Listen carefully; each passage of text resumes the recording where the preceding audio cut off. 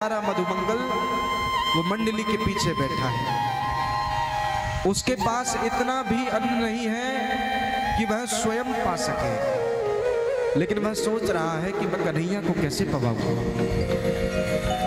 ये गोविंद को कैसे पवाऊं। ये मधुमंगल सोच रहा है। उसके पास सुबह को यदि खाना खाया तो शाम को पता नहीं कि वो खाता है कि नहीं खाता। उसकी माँ स्वयं नंदरानी के भवन में काम करती है, दूसरों के घरों में काम करती है, और फिर जो भोजन वहां से प्राप्त होता है उसमें परिवार का सब हित होता है, उसी में से सब भोजन करते हैं। लेकिन आज सोचा मधुमंगल ने कि सब लोग कन्हैया को रोज बड़े पकवान खिलावें, और आज मैं देखो आज जरूर कुछ ना कुछ कन्हैया को खिलाऊंगा। अरे कन्हैया तो रुक तो सही, मैं तेरे काजे घर से कुछ नए व्यंजन लेकर आता हूं।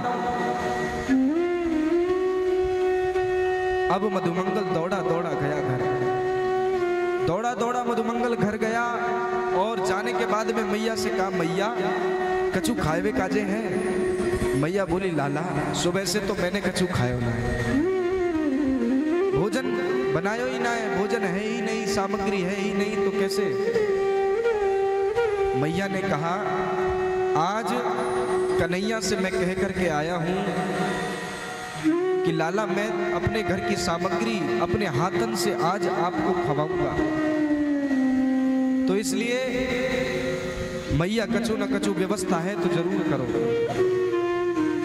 पूरा घर छान मारा मधुमंगल ने और उसकी माता ने, लेकिन बेचारे उसके घर में कुछ भी खाने को नहीं था। कुछ दिन पुरानी कड़ी एक मटके में एक दीवार के पीछे सटी हुई रखी थी।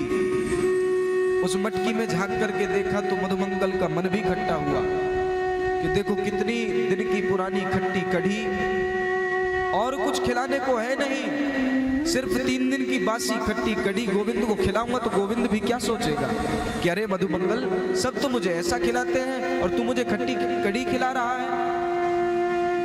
मधुमंगल बेचारा रुदन करने लगा, सोचने लगा कि गोविंद शायद पाएंगे कि नहीं। फिर एक बार सोचा, अरे गोविंद का बड़ा सुंदर भाव होता है, गोविंद का बड़ा निर्मल भाव होता है, गोविंद जरूर स्वीकार करेंगे, गोविंद मना नहीं कर पाएंगे।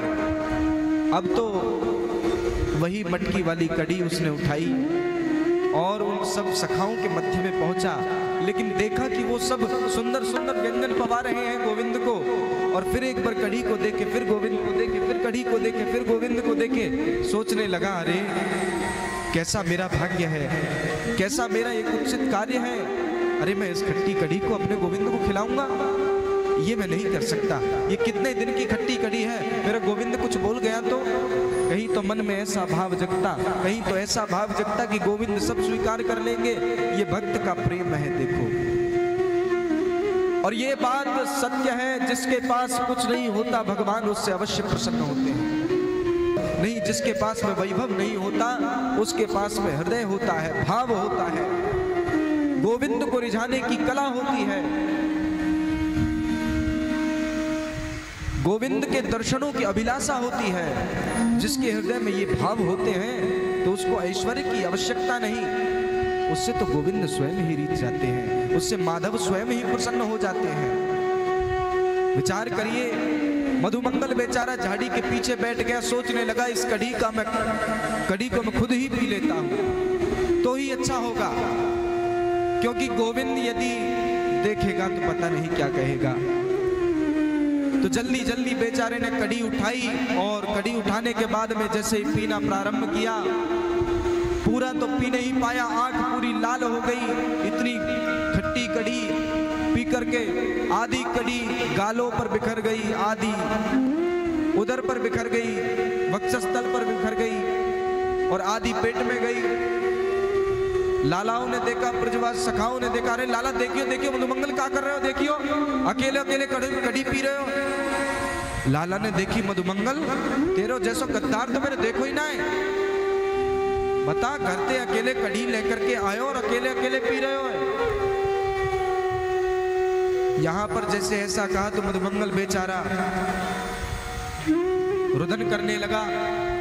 कन्हैया पास में गए, कह रहे मधुमंगल मधुमंगल की जो कड़ी बिखरी हुई थी आसपास, उस कड़ी को हमारे माधव ने स्वयं अपनी जिह्वा से चाटा।